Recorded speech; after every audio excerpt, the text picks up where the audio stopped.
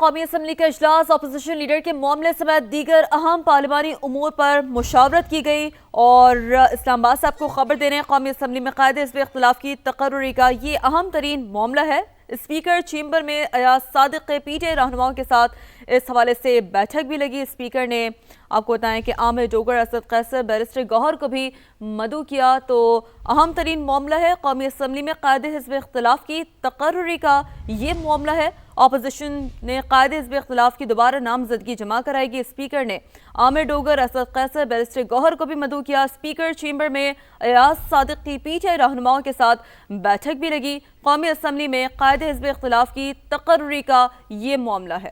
جی ہاں، قومی اسمبلی میں قائد حزب اختلاف کی تقرری کا یہ معاملہ ہے اور اسپیکر چیمبر میں ایاز صادق کی پی ٹی آئی رہنماؤں کے ساتھ اہم بیٹھک لگی ہے۔ اسپیکر نے عامر ڈوگر، اسد قیصر، بیرسٹر گوہر کو بھی مدعو کیا ہے۔ اپوزیشن قائد حزب اختلاف کی دوبارہ نامزدگی جمع کرائے گی۔ آپ کو اپڈیٹ کرتے چلیں کہ قومی اسمبلی میں قائد حزب اختلاف کی تقرری کا یہ معاملہ ہے اور اسپیکر چیمبر میں ایاز صادق کی پی ٹی آئی رہنماؤں کے ساتھ اہم بیٹھک لگی ہے۔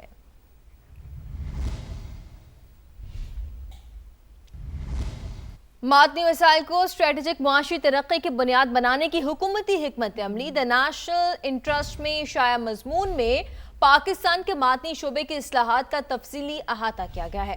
دی نیشنل انٹرسٹ نے لکھا کہ پاکستان کے پاس کھربوں ڈالر مالیت کے معدنی وسائل موجود ہیں۔ پاکستان مائننگ اصلاحات کر کے انہیں عالمی معیار سے ہم آہنگ کر رہا ہے۔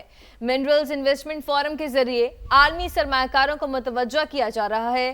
دی نیشنل انٹرسٹ کے مطابق ریکوڈک دنیا کے بڑے کاپر اور گولڈ منصوبوں میں شامل ہے۔ ریکوڈک میں 5.9 ارب ٹن معدنی ذخائر موجود ہیں۔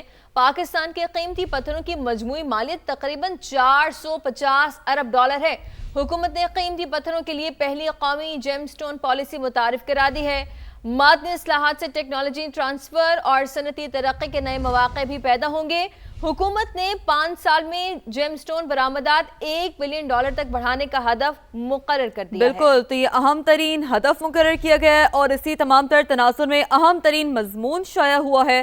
معدنی وسائل کو اسٹریٹجک معاشی ترقی کی بنیاد بنانے کی حکومتی حکمت عملی سامنے آئی ہے۔ اسی حوالے سے بات کریں گے، ہمیں جوائن کیا ہے سابق نگراں وزیر اعظم انوار الحق کاکڑ صاحب نے۔ بہت شکریہ سر، سب سے پہلے سماع کو وقت دینے کے لیے۔ کیسے دیکھتے ہیں آپ تو جو اعتراف ہے، جو تمام تر حکمت عملی ہے حکومت پاکستان کی جانب سے ریکوڈک منصوبوں کے حوالے سے اور دیگر، اس کا اعتراف کیا گیا ہے نیشنل انٹرسٹ کی جانب سے بھی؟ بیلٹ جیسے کہتے ہیں، اس میں ٹریلینز آف ڈالر کے منرل ریزروز اور نیچرل ریسورس ہمارا پڑا ہوا ہے۔ بہت عرصے سے یہ اس پہ بات کی جا رہی تھی، لیکن اب میں سمجھتا ہوں کہ فرسٹ ٹائم فریم ورک بنا ہے اس کے لیے۔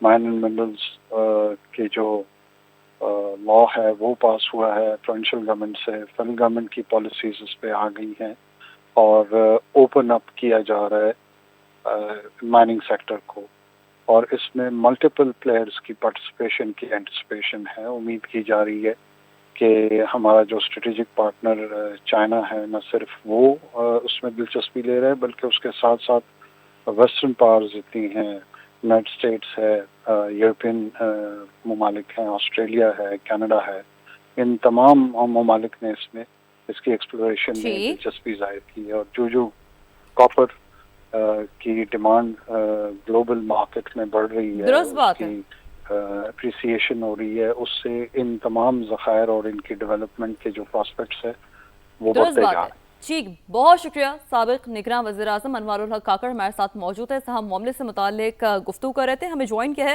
سینیٹر بشریٰ انجم صاحبہ نے۔ بہت شکریہ بشریٰ صاحبہ وقت دینے کے لیے، اور ساتھ حاصل ہے حذیفہ رحمان، معاون خصوصی وزیر اعظم۔ بہت شکریہ حذیفہ صاحب وقت دینے کے لیے۔ سینیٹر صاحبہ، کیسے دیکھتی ہیں آپ اس اہم ترین مضمون کو؟ اور جیسے کہ نگراں وزیر اعظم، سابق نگراں وزیر اعظم کی جانب سے بھی کہا گیا کہ یقینی طور پر یہ جو کاوشیں ہیں وہ اب رنگ لا رہی ہیں، بالخصوص اگر ریکوڈک مائن کے حوالے سے اگر ہم بات کریں انویسٹمنٹ پرسپیکٹو سے۔ بالکل، definitely for the first time I think Pakistan is going to untap the mineral wealth it has, اور جس طرح اس کو we are looking forward to the Pakistan mineral investment forum that will be held in April, اور جس طرح سے پاکستان کے پاس جو ریسورسز ہیں اور جو گلوبل انٹرسٹ شو کیا جا رہا ہے، I think the government has given a very clear-cut policy, and the policy will be based on transparency, and it will definitely attract a lot of international partnerships. اور it's a resource that was being wasted, جس کے اندر اب definitely we will it's an industry جو کہ بہت زیادہ جہاں پہ youth led entrepreneurships کی بات ہوئے گی, modern technology کی بات ہوگی, بہت ساری investments بھی آئیں گی, job opportunities بھی آئیں گی. So I think all in all it will be a package that will be very favorable for Pakistan's economy. بالکل بالکل ٹھیک ہے آپ نے بشرا. آپ ہمارے ساتھ ہی رہیے گا بشرا صاحبہ, اور حذیفہ کی جانب رخ کرتے ہیں. حذیفہ صاحب بتائیے گا, یہ ایک اہم مضمون جو کہ لکھا گیا ہے, اس میں پاکستان کے اندر بڑی پازیٹیوٹی جو ہے اس کو نمایاں کیا گیا ہے. کیسے دیکھتے ہیں آپ اس مضمون کو؟ جی بہت شکریہ. بالکل انٹرنیشنل جریدے میں چھپے ہوئے مضمون کی ایک اپنی کریڈیبلٹی ہوتی ہے.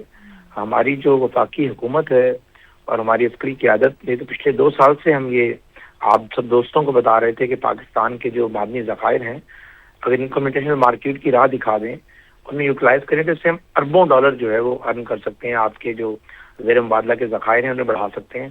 اور آج جس طریقے سے یہ مضمون چھپا ہے اس میں ہماری اس بات کی تصدیق ہوئی ہے, اور میرے خیال سے آپ میڈیا کے دوستوں کو اور پاکستان کے عوام کو مزید تقویت ملے گی اس مضمون میں جس تفصیل سے بیان کیا گیا ہے کہ کس طریقے سے پاکستان کے جو معدنی ذخائر ہیں ان کی جو ظاہر کیپیسٹی ہے وہ بلین نہیں بلکہ ٹریلینز آف ڈالر بنتی ہے.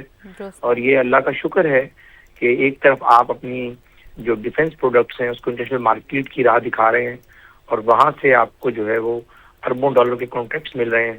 دوسری طرف اللہ تعالیٰ نے جس طریقے سے آپ کو معدنیات کی دولت سے مالا مال کیا ہے, اور اس میں اگر آپ انٹرنیشنل مارکیٹ کو اٹیک کرنے میں کامیاب ہو جاتے ہیں, جس میں فیلڈ مارشل سید عاصم منیر صاحب, یہ بڑی اہم بات ہے حذیفہ صاحب. یقینی طور پر مضمون نے پاکستان کے معدنی ذخائر کی کیپیسٹی کا اعتراف کیا ہے اور اس ضمن میں حکومتی کاوشوں کو بھی سراہا ہے. بہت شکریہ حذیفہ رحمان صاحب ہمارے ساتھ موجود ہیں, اور ساتھ حاصل تھا سینیٹر بشرا انجم صاحبہ کا. براہ راست لے چلتے ہیں. قومی اسمبلی کا اجلاس جاری ہے. وزیر مملکت داخلہ طلال چودھری اظہار خیال کر رہے ہیں. اس کی جگہ 4 ٹائم سے زیادہ بڑے درخت وہاں پہ لگائے گئے.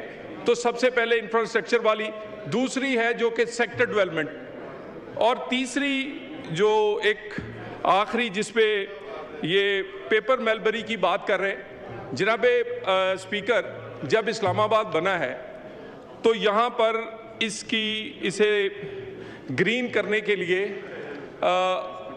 بائی ایئر سیڈنگ کی گئی, اور بہت سارے اس طرح کے جو درخت تھے وہ یہاں آہستہ آہستہ اگتے رہے.